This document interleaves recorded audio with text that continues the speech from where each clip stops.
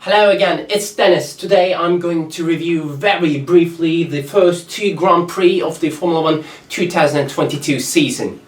Since the aerodynamics of the cars change a lot since the last year with the new regulations in the sport, some teams came up with a better solution and unfortunately the others went down a little bit. When I look up the engines from my computer, also to the data, the Ferrari engine enhanced itself a lot, and Ferrari engine powered cars, which are Haas, Alfa Romeos, and obviously the Ferraris seem super fast this year. I reckon Haas was the slowest overall team in the last year, but today they are just in a point fighting position as well as with the Alfa Romeos.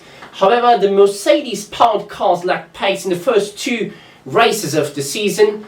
Besides, the Mercedes team was really super fast in the last season, but they are having a very different approach from the other teams, where they just packed the car really good. It's just a very small if we are going to compare against the other cars, but nevertheless they are having a proposing issue.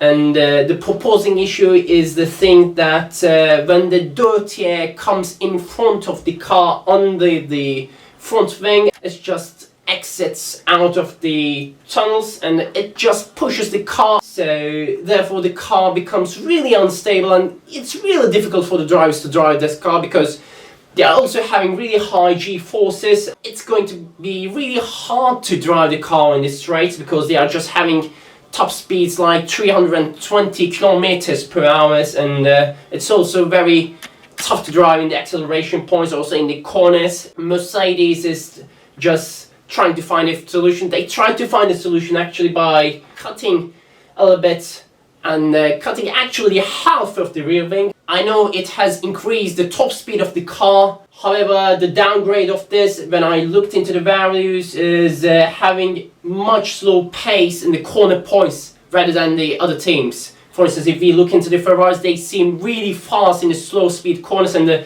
Red Bull seems very fast during the straights. So Red Bull seems to have a much better engine this year by using the Red Bull powered trains. The other Mercedes engine powered cars are also having same issues with the engine because the Mercedes engine is seem to lack power. They are actually slow in the straights. So the other teams like Aston Martins and the McLarens and the Williams are having the same issues like the Mercedes-Benz.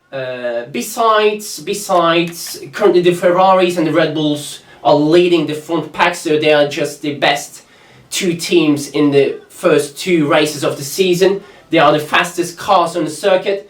Mercedes may seem a little bit slower than them, but we all know that the Mercedes-Benz is very strong and very good at improving the car in season. So I don't want to cancel out their championship opportunities and championship probabilities as well. So when I look into the Alpine car, and they also seem very good. In the last race, I remember the Ocon and Alonso fighting 5 or 6 laps or 8 laps in the beginning of the race, but one of them was passed by Valtteri Bottas. I'd like to see the Spanish Grand Prix because I consider we have to wait until the Spanish Grand Prix because the teams are usually updating their cars, getting big packages around the Spanish Grand Prix. It's usually called the beginning of the European season of the Formula 1. They are getting big improvements and new updates in that Grand Prix.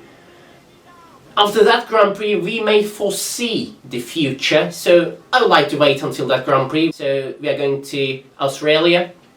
It's a very versatile track. And I consider Ferrari is going to be really strong in that circuit because they have got really slow corners, but they also have fast speed corners, but it's a circuit that Ferrari suits very well. Yeah, currently it's all about that. And thanks for listening, and I'd like to see you in my next video, so bye bye.